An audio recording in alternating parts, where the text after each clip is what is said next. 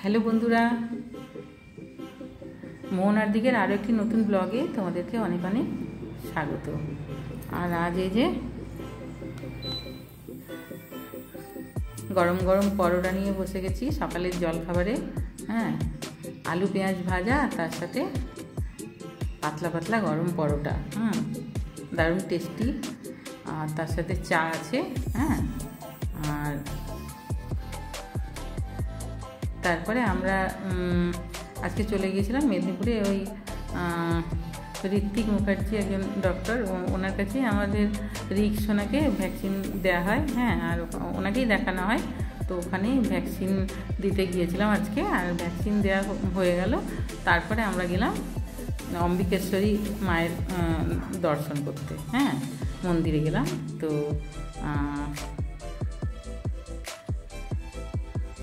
আমরা পুজো দিতে যাইনি, আমরা এমনি মায়ের দর্শন করতে গেছিলাম। আর মায়ের মন্দিরের পাশেই আছে ভোলানাথ আছেন।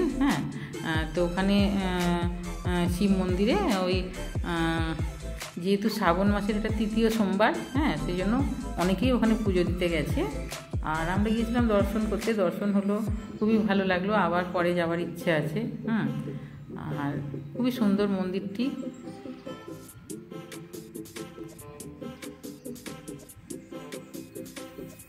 আর আমি তো সকাল সকাল স্নান করিনি এমনিতে, আমি স্নান করেই গিয়েছিলাম। তো তাও যেহেতু খাওয়া দাওয়া করে চলে গেছি, সেহেতু পুজো তো দেওয়া হবে না, তো এমনি মাকে দর্শন করে তারপর ঘুরে এলাম।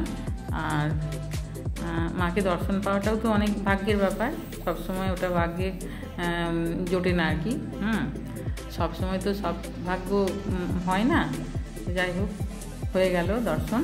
তারপরে একটু বেলা হলো ফিরতে, তারপরে রান্না শুরু করতেও বেলা হলো। তো আমি আদা রসুন পেঁয়াজ যে পেস্ট, তার সঙ্গে জিরে গুঁড়ো, ধনে গুঁড়ো আর হলুদ গুঁড়ো, লঙ্কা গুঁড়ো, এগুলো দিয়ে আর একটু জল দিয়ে একটা মশলার পেস্ট বানিয়ে রেখেছি। কারণ এটা আজ আমি রান্না করব আলু সয়াবিনের দম। তো কড়াইয়ে তেল গরম করে তারপরে গোটা জিরে ফোড়ন দিয়ে দিয়েছি। তারপর ওই মশলাটা যেটা বানিয়ে রেখেছিলাম সেটা দিয়ে তারপর ভালো করে কষিয়ে নিচ্ছি আর কি। আলু সয়াবিনের যে দমটা বানানো হয় না, সেটাতে মশলাটাকে এইভাবে যদি তোমরা তৈরি করে তারপর দাও, তাহলে কিন্তু খুবই টেস্টি রান্না হয়। আর ওই যে মশলার বাটি ধোয়া জল একটু দিয়ে দিলাম, আর দিলাম চিনি, স্বাদ বাড়ানোর জন্য, আর আন্দাজ মতো নুন দিয়ে ভালো করে এটাকে কষিয়ে নিচ্ছি। আর যে কোনো তরকারিতে কষানোটাই তো আসল। আর দিয়ে দিলাম গরম মশলার গুঁড়ো। আর আমি সবসময় তরকারিতে গরম মশলার গুঁড়োটা কষানোর সময়ই দিই, নামানোর সময় আমি দিই না। আর দিয়ে দিলাম কাশ্মীরি লঙ্কার গুঁড়ো। নামানোর সময় গরম মশলার গুঁড়ো দিলে মানে ভীষণ উগ্র গন্ধটা আমার ভীষণ নাকে লাগে, এটা আমার ভালো লাগে না একদম। ওই জন্য আমি মশলা কষানোর সময় দিই। তারপরে এটাকে ভালো করে কষিয়ে নিয়ে তারপরে কষানো হয়ে এসছে। এবারে আমি এর মধ্যে দিয়ে দিলাম সয়াবিনগুলো, যেগুলো জল ঝরিয়ে ভালো করে রেখেছিলাম। জল ঝরিয়ে রাখতে হবে এগুলো। আর চিপে চিপে জলটাকে বার করে দিতে হয়। আর তারপরে সয়াবিনটাকে আমি ভেজে নিই, মশলার সাথে এটাকে কষিয়ে নিচ্ছি। আর আলুটাকে মোটামুটি 75% মতো সেদ্ধ করেছি। আর বাকি রান্নাটা এখানে হবে আর কি। প্রথমেই যদি সেদ্ধ হয়ে যায় না আলুটা, তাহলে রান্নাতে টেস্টটা কিন্তু আসবে না। তো এইভাবেই আলু সয়াবিনের দমটা বানাতে হবে। আর এটা কিন্তু খেলে একদম মানে ভুলতে পারবে না এরকমভাবে রান্না করলে। ভীষণই টেস্টি হয়। আর রুটি, পরোটা, ভাত সবের সাথেই ভালো লাগে। তো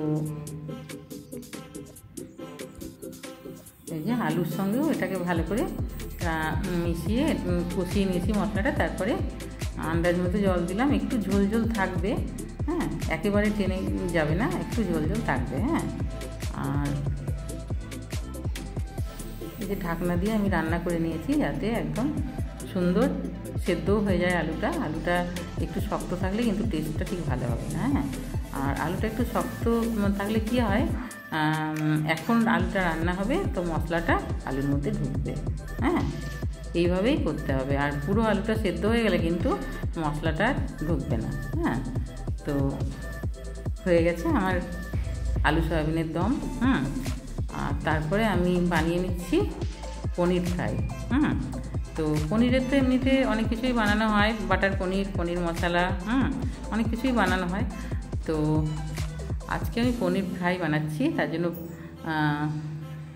ক্যাপসিকাম, গাজর আর পেঁয়াজ এগুলোকে আমি কেটে নিয়েছি, দিয়ে জিরে ফোড়ন দিয়ে আমি এগুলোকে দিয়ে দিয়েছি। আর নুন চিনি আমি দিলাম, স্বাদ মতো। আর হলুদটা এখানে লাগবে না দিতে। আর তারপরে একটু ভাজা ভাজা হয়ে গেছে যখন, তখন আমি এর মধ্যে পোস্ত, কাজু আর টমেটো কেটে রেখেছিলাম সেটা দিয়ে দিলাম।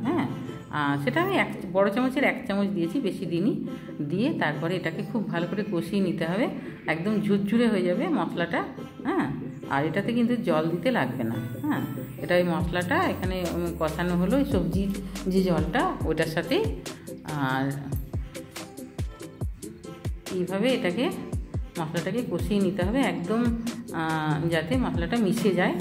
ভেজিটেবলসগুলোর সাথে মশলাটা একদম মিশে যায়। তারপরে এই যে দেখো চাপা দিয়ে দিয়েছিলাম, তো চাপা দিয়ে দিতে কী হয়েছে, সমস্ত সবজিগুলি সেদ্ধ হয়ে এসছে। আর এবারে আমি যে পনিরগুলি কেটে রেখেছি এগুলি দিয়ে দেবো। পনিরটা আমি আগে ভাজিনি, আর এর সাথেই পনিরটা ভাজা হবে। আর এটা যেহেতু মালাই পনির, সেই জন্য এটা শক্তও হয় না। এবারে পনিরের সাথে এটাকে খুব ভালো করে একদম লো আঁচটা রেখে ভাজাটা করতে হবে। দেখো পনিরটা এই যে লাল লাল হয়ে এসছে। আর এটাতে আমি লঙ্কা দেবো না, এটা আমি নামানোর সময় একটু গোলমরিচের গুঁড়ো দিয়ে নামিয়ে দেবো। তাহলে এটা খেতে খুবই টেস্টি হয়। আর তোমরা অবশ্যই এটা বাড়িতে ট্রাই করবে। আর তারপর আমি বানিয়ে নিয়েছি আলু আর পনিরের পুরটা বানিয়ে নিচ্ছি আমি। আলুটাকে একটু মশলা দিয়ে কষিয়ে নিয়েছিলাম, আর তারপরে একটু পনির গ্রেট করে দিয়ে দিয়েছি। দিয়ে তারপরে পুরটাকে আমি ঝুরঝুরে করে বানাবো, একটু সময় করে বানাতে হবে। এটা একটু লো আছে, যাতে না পুড়ে যায়। তো এই পুরটা আমি দেবো পটলের খোলের ভেতর। পটলগুলিকে আমি বীজ বার করে মাথাটা কেটে পটলের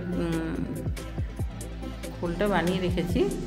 তো পুরটা ঠান্ডা করে তারপর এই যে পটলের ভেতর ভরে দিয়েছি। আর তোমাদের সেই দেখাতে পারিনি আমি ভরাটা। আর তারপরে একটা করে টুথপিক দিয়ে মাথাটা দিয়ে তারপরে এঁটে দিয়েছি। তো এইভাবে এগুলোকে তেল গরম করে তারপরে ভাজা করে নেবো। এগুলো কোনো আগে তরকারি হবে না, এটা ভাজাই হবে। আর এদিকে এই যে আলু সয়াবিনের দমটা হয়ে গেছে, আর এদিকে পনির ফ্রাইটাও হয়ে গেছে। আর পটলটা গরম গরম ভেজে তারপর এটা পরিবেশন করবো। এটা হচ্ছে পুর ভরা পটল ভাজা আর কি। এটা দিয়ে দোরমাটাও বানানো যায়।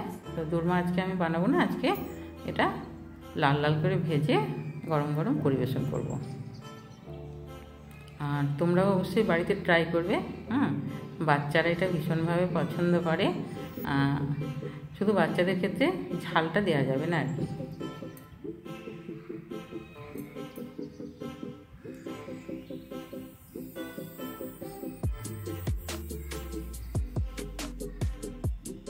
তারপরে এই যে দুপুরের খাবার আজ আমাদের বেড়ে দিয়েছি। এই যে পনির ফ্রাই আর পুর ভরা পটল ভাজা, একটু আচার, আর তার সাথে আলু সয়াবিনের দম। আলু সয়াবিনটা এইভাবে রান্না করে দেখো,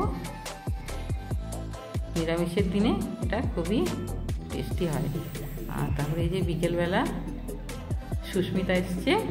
আর সুস্মিতার সাথে আমাদের রিকশনের খুব ভাব, ও মাঝে মাঝে আসে তো, আর ওর সাথে ওর মামার মেয়ে এসছে। আর রিকশন আমাদের খুবই ভালো খেলাধুলো করছে। আর আমাদেরও ভালোই সময় কাটলো। আর আমার চ্যানেলটা তোমরা যদি এখনও সাবস্ক্রাইব না করে থাকো তাহলে প্লিজ সাবস্ক্রাইব করে দিও। আর আমার ব্লগটা যদি ভালো লাগে তাহলে অবশ্যই একটা লাইক দিয়ে দিও। আর সবাই খুব ভালো থাকবে। দেখা হবে আরও একটি নতুন ব্লগে। বাই।